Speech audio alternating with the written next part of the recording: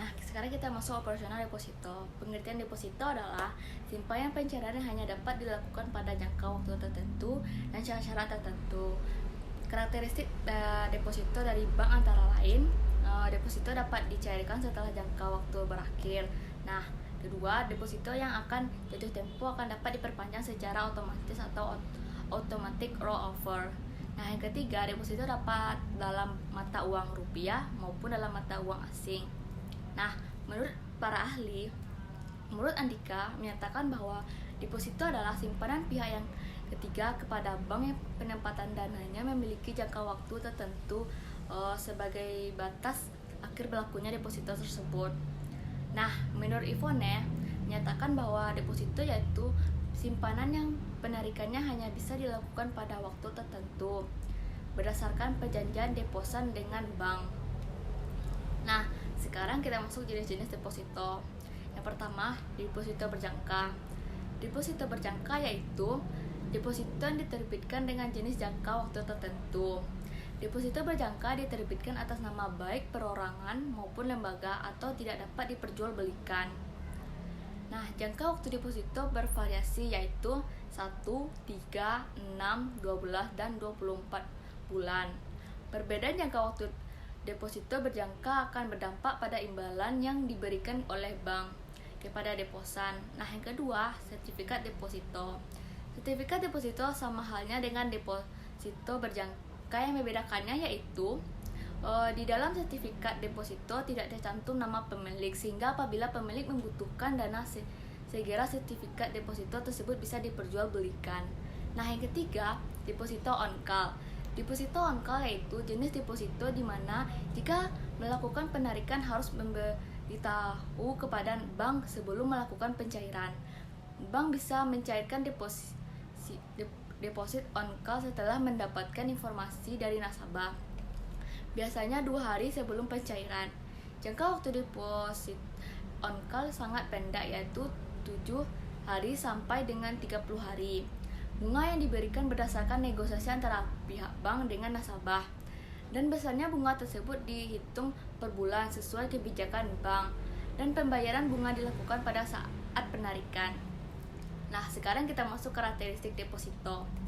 Yang pertama, deposito hanya bisa dicairkan setelah jangka waktu berakhir.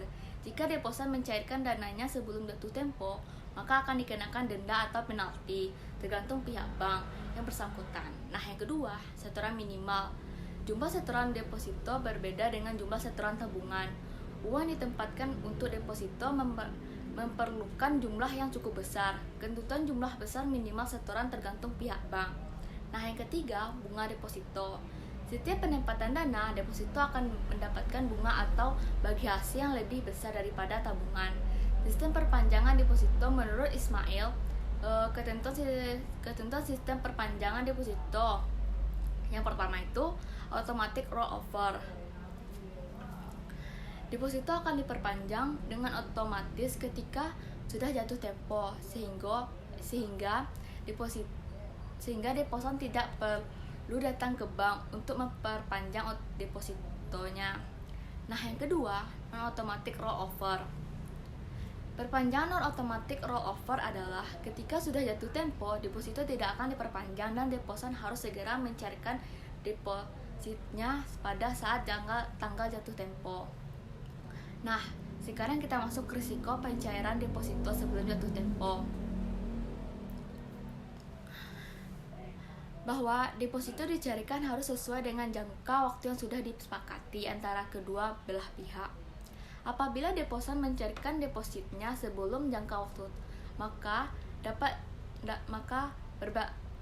berbagai risiko yang diterima sebagai pihak bank akan mengenakan denda atau penalti kepada deposannya yang mencairkan depositnya sebelum jatuh tempo.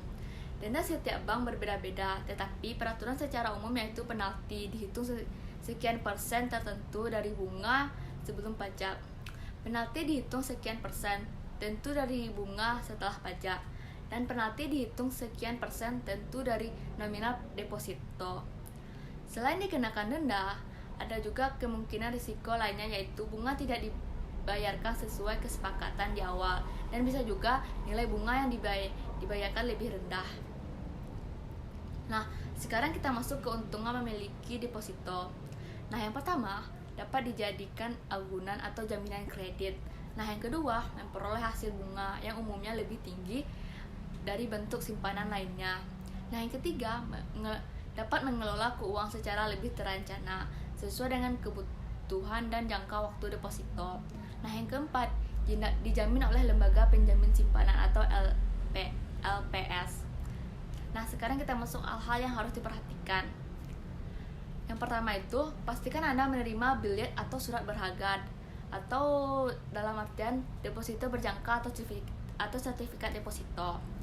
Nah, yang kedua, pada saat jatuh tempo Anda berhak menerima pokok bunga deposito sesuai bunga yang berlaku sesuai setelah dipotong pajak. Nah, yang ketiga, pada saat pencairan deposito Anda berkewajiban untuk mendatangani formulir pencairan. Nah, yang keempat, perhatikan tingkat suku bunga deposito yang berlaku dan pastikan telah sesuai dengan ketentuan lembaga penjamin simpanan atau LPS.